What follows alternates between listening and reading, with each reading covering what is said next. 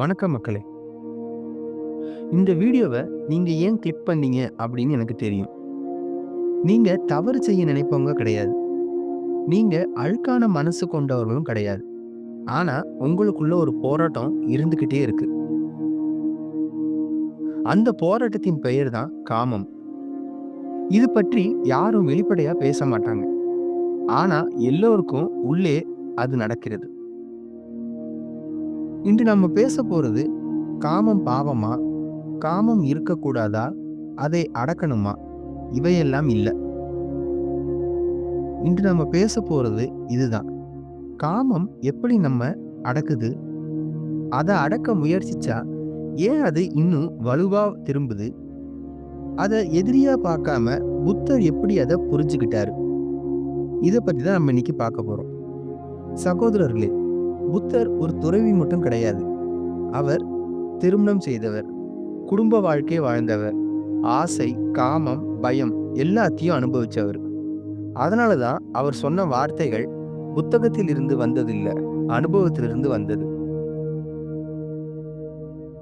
இன்றைய இளைஞர்களுக்கு, திருமணமானவர்களுக்கு, குடும்ப வாழ்க்கையில இருக்கிற ஆண்களுக்கும் பெண்களுக்கும் இந்த உரை மிக மிக முக்கியம்.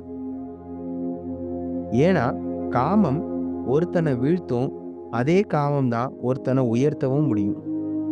இதுதான் ரகசியம். புத்தர் சொன்னார், காமத்தை வெல்ல முடியாது, ஆனா அதை புரிஞ்சுக்கிட்டா அது உன்னை விட்டு போகும்.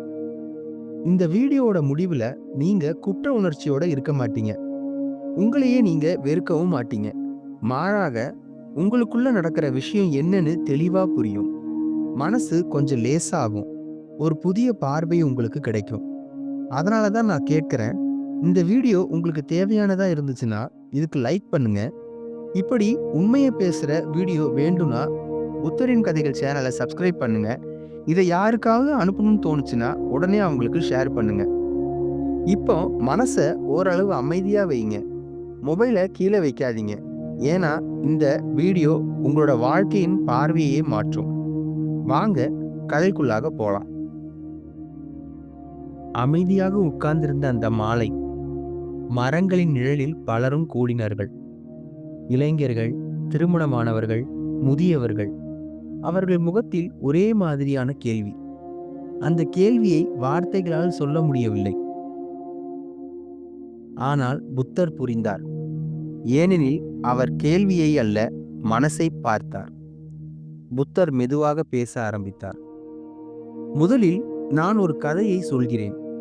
அந்த கதையில் உங்களை நீங்களே பார்த்து கொள்ளுங்கள் என்று கூறினார். பின்பு அவர் கதையை கூற ஆரம்பித்தார். ஒரு காலத்தில் ஆனந்த் என்ற இளம் துறவி இருந்தான். வயசு குறைவு, உடல் வலிமை, மனக்குழப்பம். துறவியான பிறகும் அவனுக்குள் ஒரே ஒரு போராட்டம். கண்களை மூடினால் சில உருவங்கள். மனசு அமைதியா இருக்க முயற்சி செய்தாலும் உள்ளுக்குள் எரியும் ஆசை. அவன் தினமும் தன்னைத்தானே திட்டிக் கொண்டான். நான் துறவிக்கு தகுதியில்லாதவன், எனக்கு ஏன் இப்படி எண்ணங்கள் வருகிறது என்று கூற ஆரம்பித்தான். அவன் அதிகமாக உண்ணவில்லை, அதிகமாக பேசவில்லை, அதிகமாக சிரிக்கவும் இல்லை. அடக்கினான், அடக்கினான், அடக்கினான். ஆனா ஒரு நாள் அவன் உடைந்து போனான்.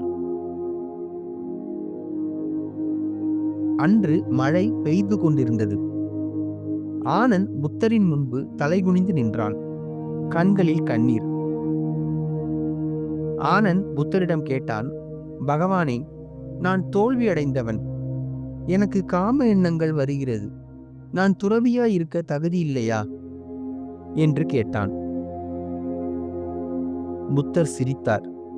அந்த சிரிப்பு அவனை காயப்படுத்தவில்லை, ஆனால் அவனை அமைதியாக்கியது. புத்தர் ஆனந்திடம் கூறினார், ஆனந்தா, நீ தவறானவன் இல்லை, நீ மனிதன். அவன் தலை உயர்த்தி பார்த்தான்.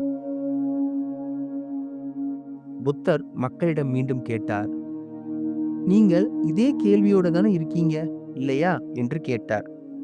எனக்கு ஏன் இப்படியெல்லாம் எண்ணம் வருகிறது? நான் சரியில்லையா என்று உங்கள் மனதில் ஓட்டம் ஓடுகிறது. புத்தர் மீண்டும் கதையை தொடர்ந்தார். ஆனந்தா, நீ காமத்தை என்ன செய்தாய் என்று கேட்டார். ஆனந்தன் கூறினான், அடக்க முயற்சி செய்தேன் பகவானே என்று கூறினார். புத்தர் மெதுவாக ஒரு குச்சியை எடுத்தார். மண்ணில் ஒரு கோடு இழுத்தார். பின்பு ஆனந்திடம் புத்தர் கூறினார், இந்த கோடு போலதான் உன் மனசு. நீ அதை அழிக்க நினைத்தாய், ஆனால் அது இன்னும் ஆழமானது. புத்தர் மீண்டும் மக்களிடம் கூறினார், சகோதரர்களே, அடக்கிறது கட்டுப்பாடு இல்லை, அடக்கிறது போராட்டம். போராட்டம் இருக்கும் இடத்தில் அமைதி இருக்காது. ஆனந்திடம் புத்தர் உண்மையான ரகசியத்தை கூறத் தொடங்கினார்.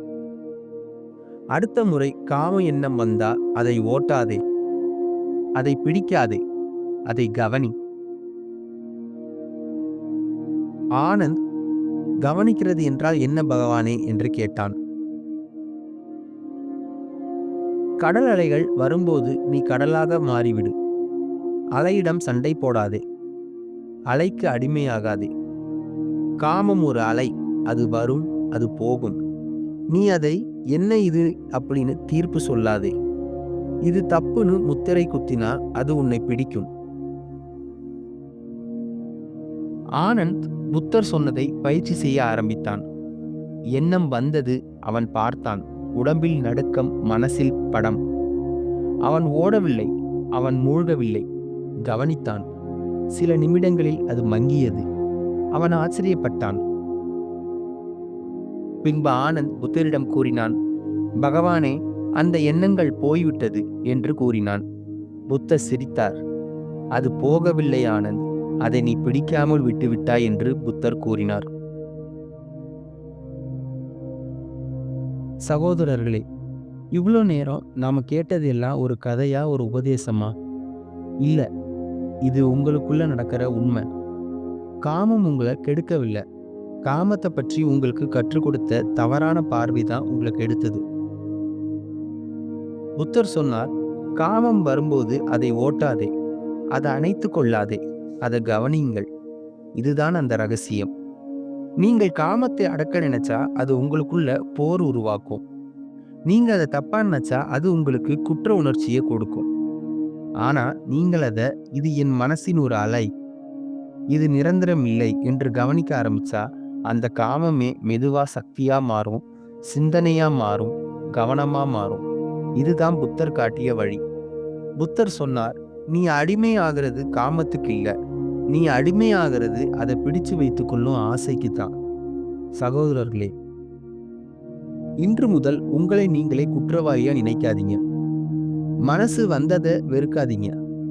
வாழ்க்கைய போராட்டமா மாற்றாதீங்க, புரிதலா மாற்றுங்க. அந்த ஒரு புரிதல் தான் உங்களை அமைதிக்கு கொண்டு போகும், உங்களை சுய கட்டுப்பாட்டுக்கு கொண்டு போகும், உங்களை உண்மையான சுதந்திரத்துக்கு கொண்டு போகும். இந்த வீடியோவோட முடிவுல உங்களுக்குள்ள கொஞ்சமாவது அமைதி வந்திருந்தா அதுவே போதும். நான் சொல்ல விரும்ப கடைசி வரி இதுதான். காமத்தை வெல்ல வேண்டாம், காமத்தை புரிந்து கொள். அப்போ வாழ்க்கை உன்னை வெல்லாது. அமைதி உங்களோடு இருக்கட்டும். மீண்டும் சந்திப்போம் ஒரு உண்மையான கதையோடு. நன்றி, வணக்கம்.